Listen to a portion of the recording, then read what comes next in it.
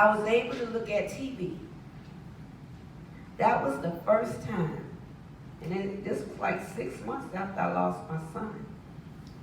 That was the first time that I ever saw TV since I lost my child. Because I was caught up in the ID channels and I couldn't watch those things anymore.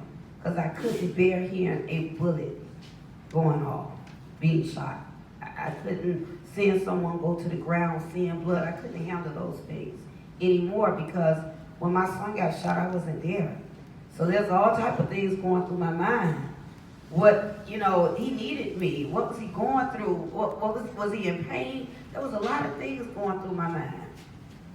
But on that day, while in the hospital on the 5th day, there was a little boy that was killed in Liberty City.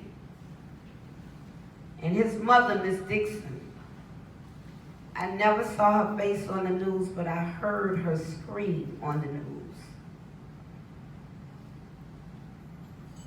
I was familiar with that scream. The activism kind of kicked back in because I wanted to be there for her. Because I knew with all the press conferences that I was seeing on TV, I knew eventually that would die.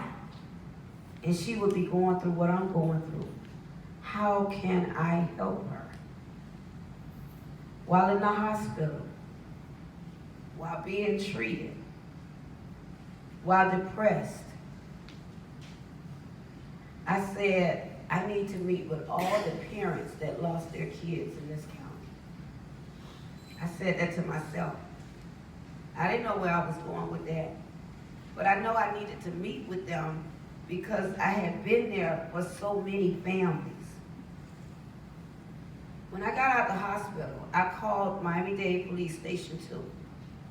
You all probably remember Major Ricky Carter, who was hit on a motorcycle not long ago and lost his legs. He was the major at the department at the time.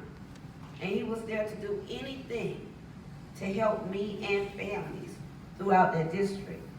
And I called him and I said, I want to meet with parents that have lost their kids and I need a spot. I felt that the safest spot was the police department because I don't know what's going on with some of these cases. He told me, sure. He said, I'm going to have the sergeant at the desk to call you to complete the paperwork.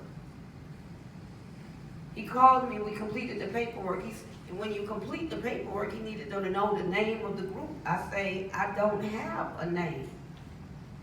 I just want to talk with the people that lost their kids. He said, well, I'm going to put parents of murdered kids. I said, okay. I started using what he put there. Parents of murdered kids will meet. I had a room full of parents that showed up. And I began to listen to those parents. I moved my case totally out of my mind because I felt that, one, I had an arrest. I had a good detective that maintained contact with me. And I had a prosecutor that cared. And as long as I had them in my life, I was fine to help others. So I began, just like you all are in this room, this is the amount of parents that was there. And I learned that the majority of the parents in the room did not have an arrest. That means you all in this room, walking in this community, going to stores, going to the gas stations, all of your lives are at risk because the killers of our kids are still on the street. They don't get arrested. So